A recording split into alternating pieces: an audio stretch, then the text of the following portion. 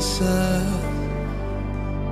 Si solo tú eres quien sana mis heridas y aún en mi adversidad veo tu fidelidad.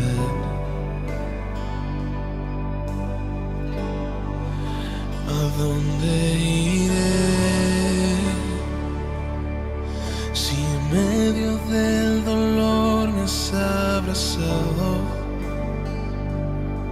Si mis lágrimas tú las has secado, no hay otro lugar donde yo quiera estar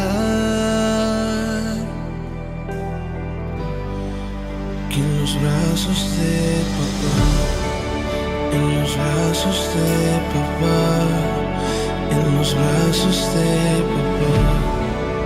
Yo no me quiero ir de los brazos de papá, de los brazos de papá, de los brazos de papá. Yo no me quiero ir. ¿A dónde iré si solo en ti encuentro mi esperanza? Si solo tú eres quien sana mis heridas y aún en la adversidad veo tu fidelidad. ¿A dónde iré si en medio del dolor me has abrazado? Si mis lágrimas tú las has secado, no hay otro lugar donde yo quiera estar que en los brazos de papá, en los brazos de papá, en los brazos de papá. Yo no me quiero ir de los brazos de papá, de los brazos de papá, de los brazos de papá. Yo no me quiero ir.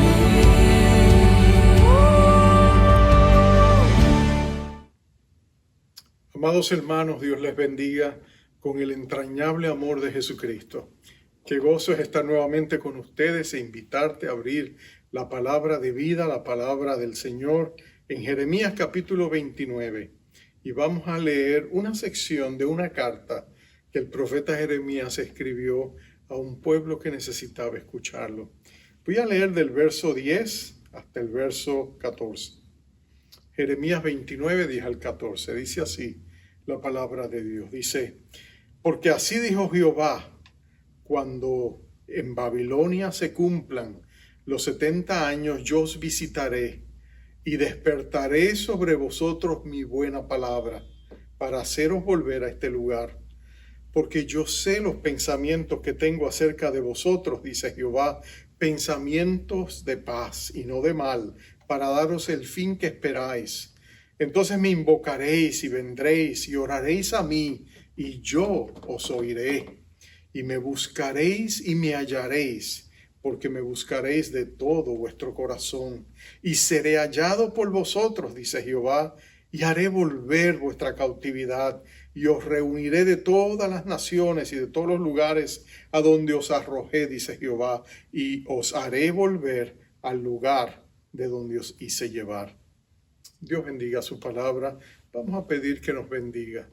Padre amado, qué preciosa es tu palabra, siempre dadora de vida, fortalecedora de esperanza y dándonos siempre nuevos bríos, Señor, corrigiéndonos cuando es necesario. Pero más que nada, Señor, tu palabra es vida y en estos días la necesitamos. Yo te pido a mis hermanos que están escuchando este mensaje, oh Dios, cúbrele con tu misericordia, derrama sobre ellos tu abundante gracia y permite que tu palabra les haga mucho bien. Las recibimos en el amor con que tú nos las entregas, en el nombre precioso de nuestro Rey de Gloria, el Señor Jesucristo. A Él sea la gloria por los siglos de los siglos. Amén, amén y amén. Uno de los grandes comentaristas de la Biblia y uno de mis favoritos se llama Mateo Henry. Mateo Henry tenía a sus padres y es una anécdota bien interesante cuando ellos se conocieron. La mamá de él venía de una familia de abolengo, de prestigio, una familia de nombre y distinción. Su padre era un pastor, era un excelente predicador, un gran erudito bíblico, pero no venía de una familia prominente. Así que quien sería su suegro, el papá de su esposa, en ese tiempo su interesada, le dijo a su hija: mira, hija, este es un buen muchacho, él es un gran caballero, es un hombre de Dios, ama todo lo demás, pero mira, yo no estoy seguro de él, que permita que tú te cases con él, porque para serte honesto, no sabemos de dónde viene, en términos de familias, ¿no? De distinción. Su hija, sin embargo, tenía las respuestas perfectas para su papá. Ella le dijo: mira, papá, tienes razón, no sabemos de dónde viene, pero yo sé para dónde él va y yo quiero acompañarle. Bueno, eso selló el querer de su papá y eventualmente ellos se casaron y tuvieron a Mateo, uno de sus hijos. Pero el punto es ella sabía que su esposo caminaba con Dios y ella sabía que Dios es un Dios de planes y propósitos y que si su esposo iba a caminar con Dios, su esposo iba a entrar en los planes que Dios tenía para su vida. Por lo tanto, ella ansiaba caminar con él y juntos, porque lo amaba, disfrutar el bien que Dios había preparado de antemano para que ellos anduviesen en él.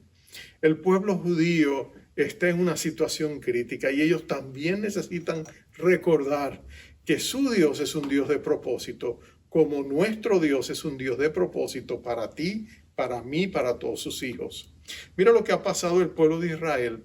Cuando Jeremías escribe estas palabras es un momento crítico. Él está escribiendo una carta, porque lo que ha sucedido es que el pueblo ya ha sido llevado cautivo. Lo han hecho en dos grandes rondas que el rey Nabucodonosor, el rey de Babilonia, ha hecho. Primero vino y se llevó la crema y la nata de la juventud. Después vino, se llevó otro gran contingente de gente importante y dejaron a los pobres en la tierra.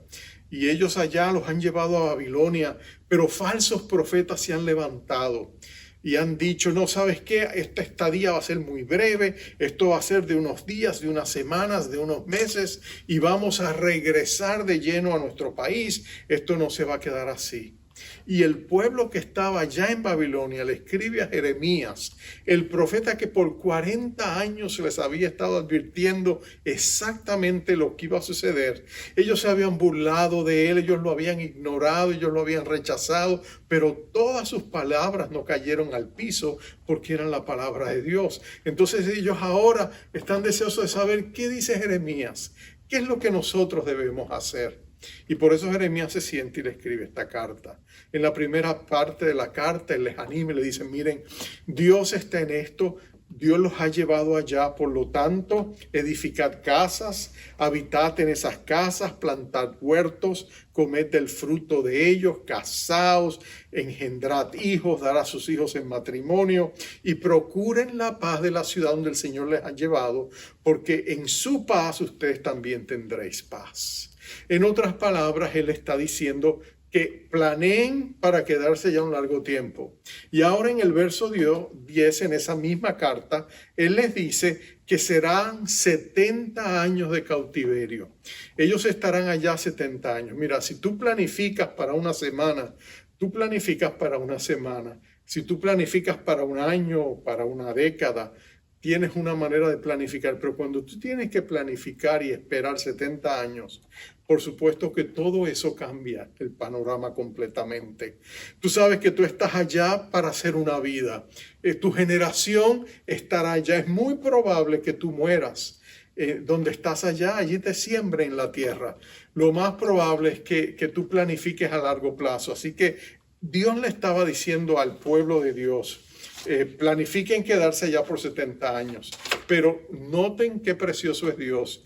Dios le da una esperanza, porque Dios le dice, y lo acabamos de leer, que Él tenía planes para ellos. Él tenía un porvenir para ellos. Él les está diciendo, si lo pudiéramos resumir en una breve frase, que Dios estaba pensando en ellos. Ahora, ese es mi primer punto. Dios piensa en ti. ¿No te parece eso precioso? Tú dices, pero pastor, ¿cómo puede Dios pensar en mí? Pastor, aquí en la ciudad de Nueva York somos casi 9 millones de habitantes. ¿Cómo puede ser que Dios piense en mí? En el mundo entero habemos 7,000 millones de habitantes sobre la tierra y creciendo a pasos agigantados. ¿Cómo puede ser que entre toda esa vasta cantidad de vidas y de personas y de historias, Dios piensa en mí, particularmente en mí? A nosotros nos parece casi absurdo que Dios piense en nosotros.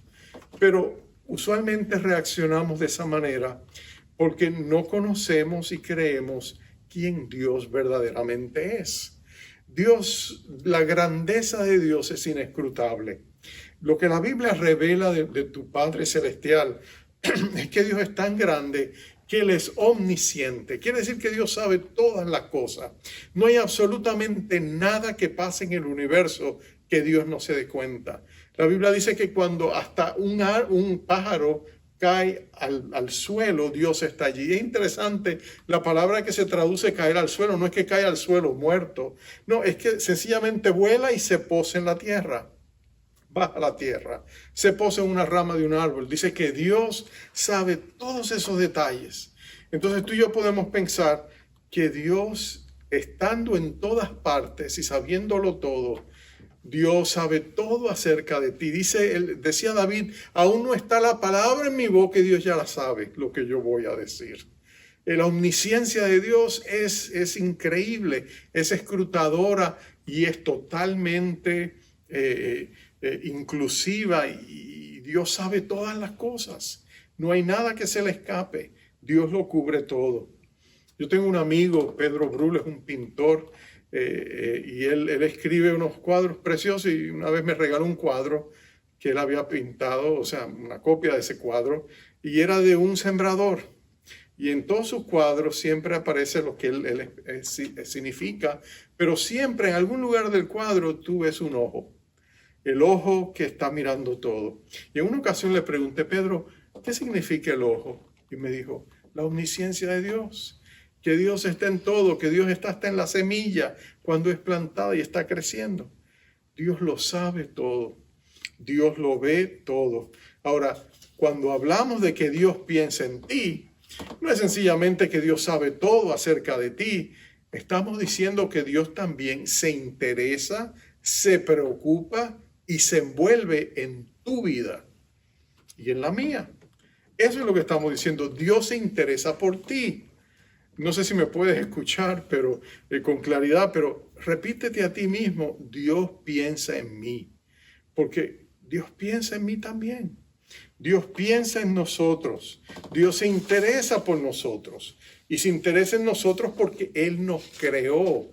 En el vientre de nuestras madres fuimos formados por el gran alfarero que forma la vida humana y la teje en el vientre de cada madre. Dios lo hace. Dios es el que da la vida, y para Dios, que es el dador de la vida, cada vida tiene valor. Para Dios cada vida tiene valor, porque Dios la creó para su gloria. Y el deseo de Dios al poner un alma inmortal dentro de ti es que esa alma inmortal lo conozca a Él y por la eternidad lo adore, le sirva y le ame, y que pase toda la eternidad con Él. Ese es el gran valor que Dios da a la vida. Fuimos creados a imagen y semejanza de nuestro Creador. Qué precioso es ese privilegio. Ahora escucha esto. Recuerdo haber recientemente visto una película con mi esposa. Se llamaba 12 poderosos huérfanos. En inglés era 12 Mighty Orphans.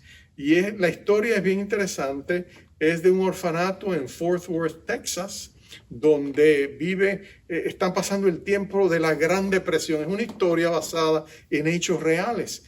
Y en ese tiempo, durante la Gran Depresión, muchos padres no tenían otros recursos sino que soltar a sus niños en los orfanatos porque no los podían alimentar. Y en ese orfanato hay hay niñas, hay niños, pero hay un hombre llamado Rusty Russell, que era un técnico, un director de un equipo de fútbol en la Universidad de Temple, y de pronto él es llamado, lo invitan y él decide abandonar una prestigiosa posición en esta gran universidad donde había ganado campeonatos para irse a ser el técnico, el director de este equipo de huérfanos en este orfanato. Nadie lo podía entender.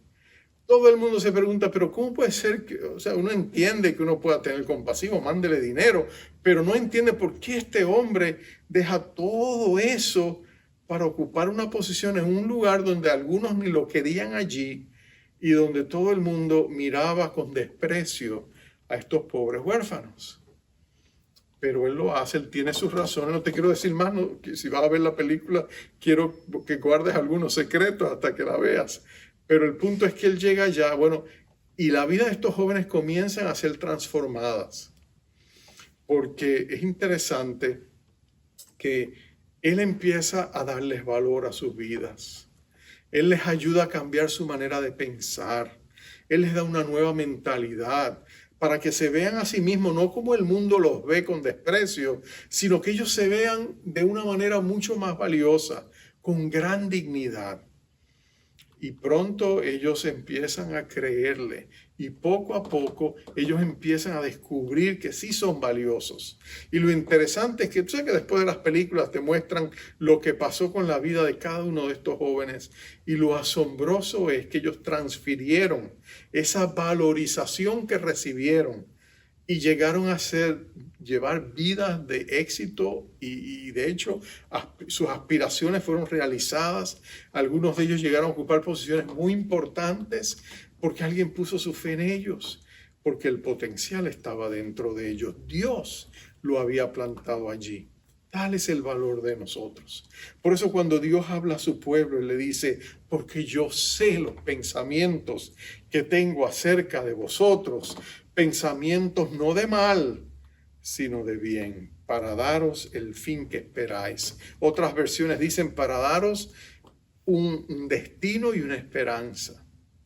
En otras palabras, Dios está pensando en nuestro futuro y por eso viene a nosotros en nuestro presente para que nosotros nos conectemos con Él y nosotros descubramos el plan que Él tiene y del cual Él quiere que nosotros seamos parte.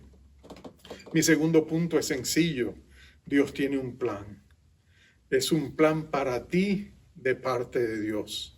Ahora, algunos piensan que es que Dios quiere decirte lo que vas a hacer con tu vida, que todos van a terminar siendo pastores o misioneros, como algunos piensan, pero no es así. Mira, cuando Dios te creó a ti, rompió el molde. Dios te hizo único, eres sui generis, único o única en tu género. En otras palabras, tú no te repites. Entre 7.000 millones de personas que viven sobre la faz de la tierra y los incontables millones que vivieron antes, tú eres absolutamente único. Eres irrepetible. Hay personas que se puedan parecer a ti, pero aún personas que son mellizas o trillizas son diferentes. Recientemente hubo algo muy interesante de un grupo de trillizos desde Minnesota. Eran 3 jóvenes que habían crecido juntas básicamente con el mismo ADN. Y sin embargo, estudios bien profundos del ADN descubrieron que aún entre ellas habían algunas diferencias particulares. En otras palabras, cuando Dios hace a cada uno de nosotros, Dios nos hace diferentes. Y Dios lo hace porque nos ama. Ahora, ¿cómo respondes tú cuando Dios te dice eso? Cuando Dios te dice, mira, yo te amo, tengo un plan, quiero bendecirte. Bueno, usualmente nuestra humanidad, usualmente dice, no, espérate. No, Señor, es que yo tengo mis propios planes, yo tengo mis propios sueños. Yo prefiero hacer las cosas a mi manera. Y entonces el temor nos invade, el enemigo de nuestras almas comienza a hacernos pensar de que si rendimos nuestra vida al plan de Dios, nos va a ir peor que si nosotros mismos hacemos lo que queremos. Pero tú no debes olvidarte que Dios es absolutamente bueno. Su voluntad es buena, es agradable, es perfecta. Todo lo que Dios tiene para sus hijos es absolutamente bueno. Aun si nosotros tenemos que enfrentar la adversidad, no es porque Dios nos castiga, nos tienta o nos prueba, porque Santiago nos dice que Dios no tienta a nadie con cosas malas. Dios es absolutamente bueno. El mal viene a nuestras vidas por causa del fruto amargo de nuestras acciones, muchas veces de las acciones de otras personas, muchas veces por el hecho de que somos hijos de Adán y Eva y por supuesto encaramos las consecuencias de su desobediencia, vivimos en un mundo imperfecto, pecador, todo eso está en contra nuestra. Entonces a veces atravesamos toda serie de incidentes, circunstancias que son adversas, pero la promesa de Dios es que en medio de eso Él está ahí para ayudarnos, para darnos la mano. Recuerdo un amigo que tuve en la universidad, se llamaba Brad Trosen. Brad era un joven que sentía un llamado del Señor para servirle. Pero él sabía que en su servicio él iba a ir fuera de Estados Unidos. Y él no quería salir de su casa, él vivía en el estado de Idaho. Y él vivía en una gran finca, tenía familia que le amaba, tenía su hermana que también estudiaba con nosotros. Y lo cierto es que él quería servir al Señor, pero temía. En el fondo su temor es que si él aceptaba el llamado de Dios, él pensaba, el enemigo le inducía a pensar que Dios lo iba a enviar al peor lugar, donde iba a tener que comer cosas desagradables o donde iba a estar en constante peligro. Entonces su temor era rendirse y entregarse a Cristo, porque él decía, si me entrego al Señor, yo sé que el Señor me va a hacer pasar por dificultades. Sí, en el fondo de su corazón él admitiría que él no estaba seguro que Dios era bueno. Pero cuando él llegó a un punto de convencimiento, cuando él se enfrentó ante la realidad de que Dios le estaba dando esa invitación, Brad Trosen dice que en un momento donde todos temblamos, él rindió su corazón al Señor y le dijo, Señor, yo voy a hacer lo que tú quieres, yo voy a entregarte mi corazón, yo voy a servirte. Pero tuve la oportunidad de verle hace unos par de años atrás, nos encontramos en una conferencia y le preguntaba, ¿dónde has estado? ¿Qué has estado haciendo? Y él me dijo, mira, desde hace un tiempo he estado sirviendo en el Medio Oriente, en Europa, en varios lugares. Y le dije, ¿y te ha ido bien? Me dice, soy el hombre más feliz del mundo. Sirve con su esposa, con su familia, hace lo que Dios le llamó a hacer. Él dice, no cambiaría esto por nada del mundo. Porque él descubrió que aunque sí ha estado a veces enfrentando peligros, Dios ha estado con él, aunque a veces ha tenido que quizás comer comida que no eran de su agrado, sabes, Dios ha estado con él. Y en medio de todo lo que él ha hecho, hay una nota de alegría y de felicidad en su corazón, porque tú nunca eres más feliz y yo nunca soy más feliz que cuando estamos en el corazón de la voluntad de Dios, no de la nuestra, sino la de Dios. Y sabes, eso nos lleva a unas palabras muy importantes, porque cuando Dios nos presenta su invitación, y este es mi tercer punto, Dios nos invita a que le sirvamos, tenemos que enfrentar la realidad de que hay dos palabras que tenemos que definir. Una es la palabra compromiso, la otra es la palabra consagración. La palabra compromiso es muy comúnmente usado hoy, ¿no? Usualmente llamamos a la gente a comprometerse. Le decimos, comprométete con la visión de nuestra compañía, comprométete con la visión de nuestra iglesia, comprométete con nuestra causa. Y pensamos en compromiso en términos de disponer nuestro talento, nuestro tesoro, nuestro tiempo para ser parte de una organización o de una iglesia o de lo que sea, donde nosotros damos lo mejor de nosotros mismos para beneficio de la empresa, ¿no es cierto? O sea, es venir y traer lo mejor que tú tienes de voluntario y ofrecerte. Y en las iglesias se usa mucho últimamente quizás la palabra compromiso. Necesitamos ser una iglesia comprometida, nos dicen nuestros amados pastores. Nos llaman al compromiso.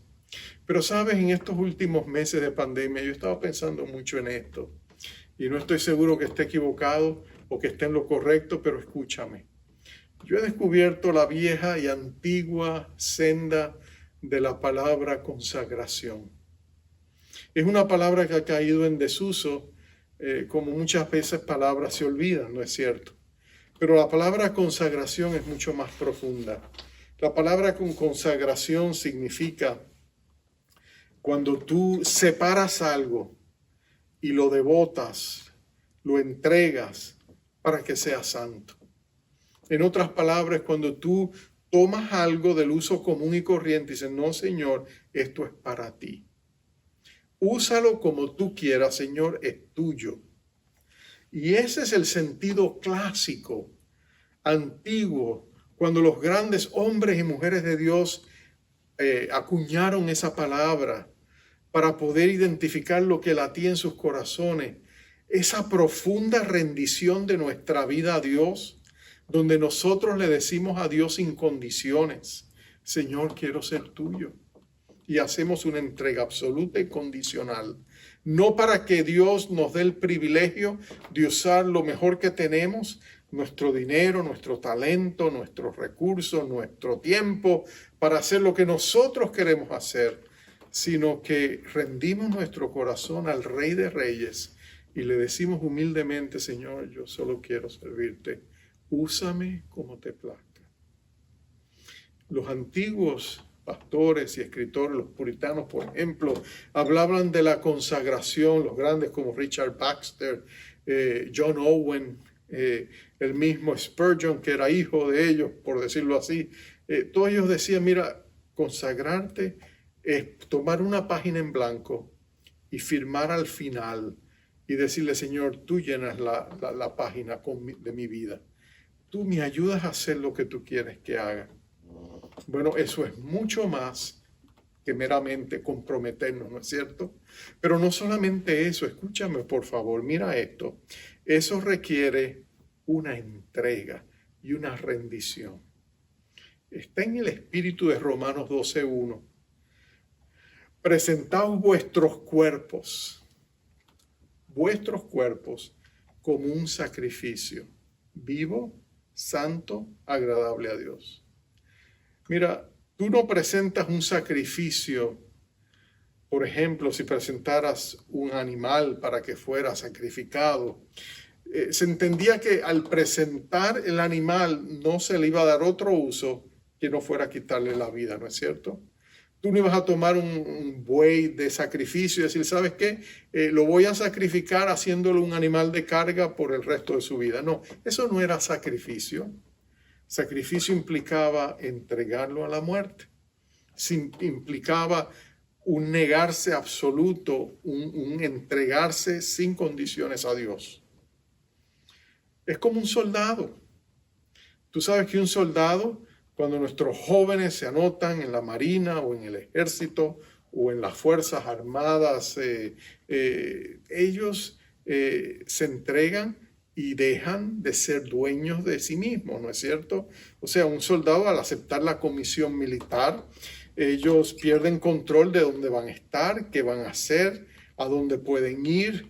Ellos no planean su propio tiempo, sus propios planes son puestos a un lado.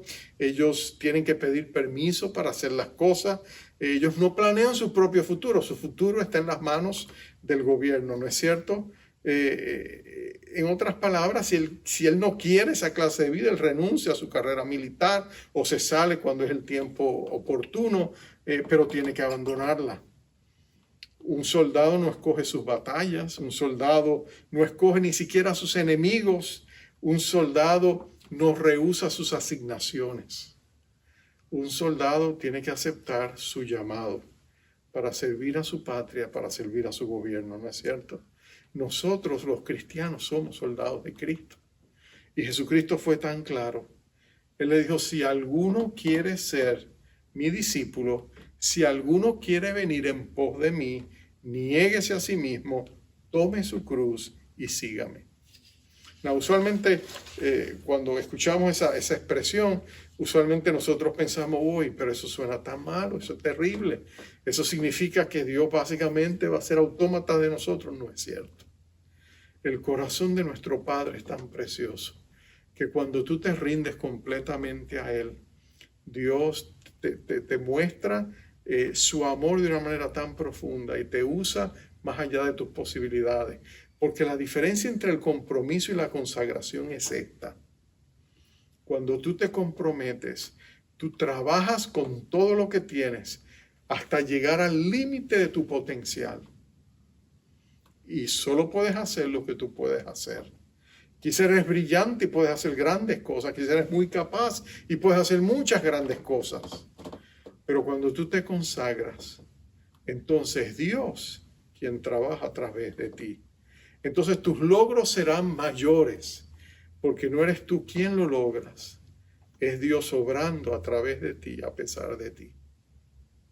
Por eso, cuando tú lees la Escritura, tú te das cuenta de que Dios toma hombres y mujeres, muchas veces incapaces, para hacer todo lo que hicieron por Dios, porque no lo hicieron ellos, Dios lo hizo a través de ellos.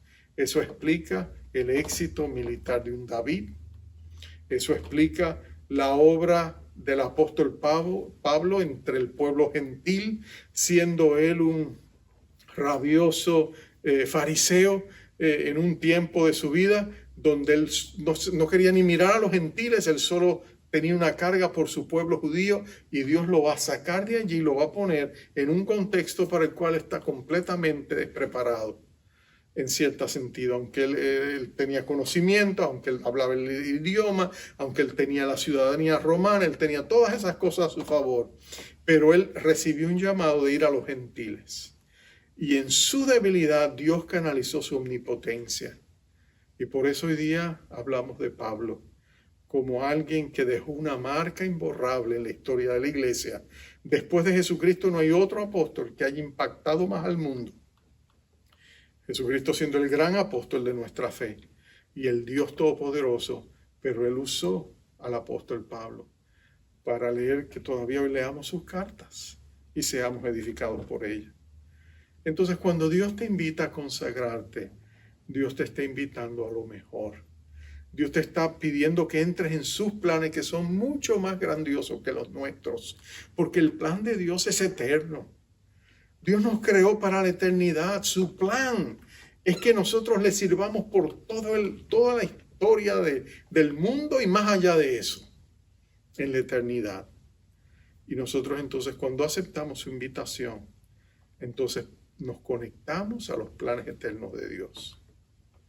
Dios le había dicho al pueblo de Israel que cuando ellos estuvieran en esas mismas circunstancias y tuvieran que regresar, si ellos buscaban a Dios de todo corazón, Dios les bendeciría de manera que ellos no se podían imaginar.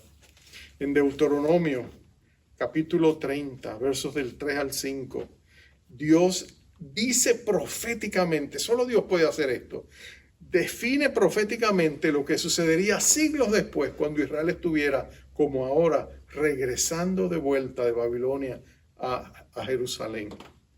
Él les dice, sucederá cuando hubieren venido sobre ti todas estas cosas, la bendición y la maldición que he puesto delante de ti, y te arrepintieres en medio de todas las naciones a donde te hubiera arrojado Jehová tu Dios, y te convirtieres a Jehová tu Dios, y obedecieres a su voz conforme a todo lo que yo te mando hoy, tú y tus hijos, con todo tu corazón, con toda tu alma. Entonces Jehová hará volver a tus cautivos y tendrá misericordia de ti, y volverá a recogerte de entre todos los pueblos a donde te hubiera esparcido Jehová tu Dios, aun cuando tus desterrados estuvieran en las partes más lejanas que hay debajo del cielo. De allí te recogerá Jehová tu Dios, y de allí te tomará. Y mira el verso 5, el más precioso: y te hará volver Jehová tu Dios a la tierra que heredaron tus padres, y será tuya, y te hará bien, y te multiplicará más que a tus padres.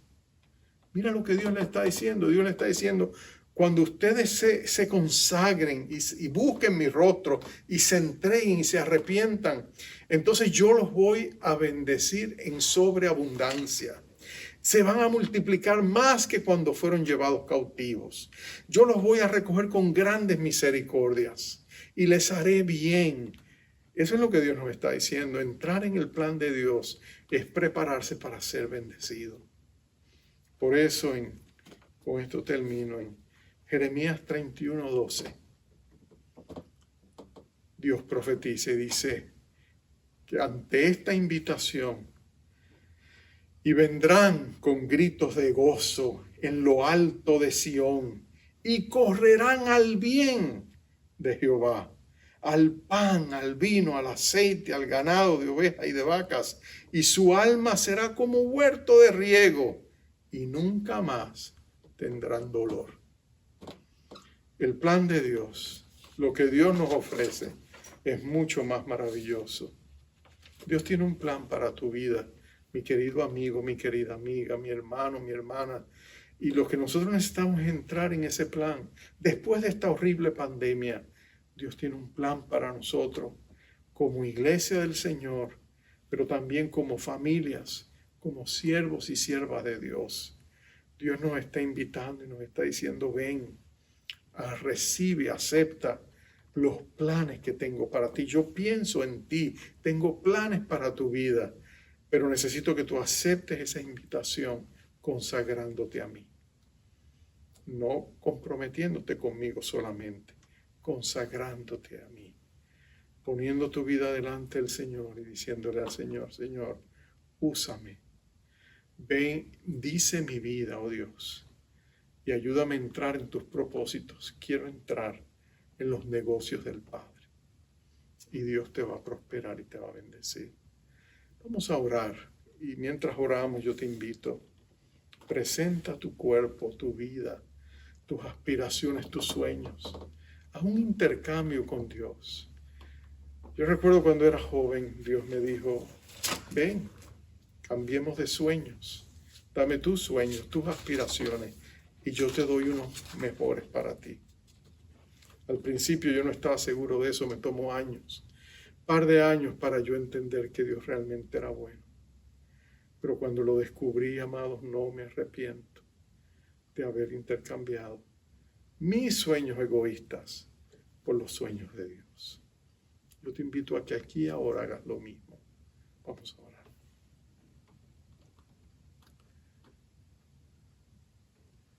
Dile a Dios que tú quieres ese intercambio,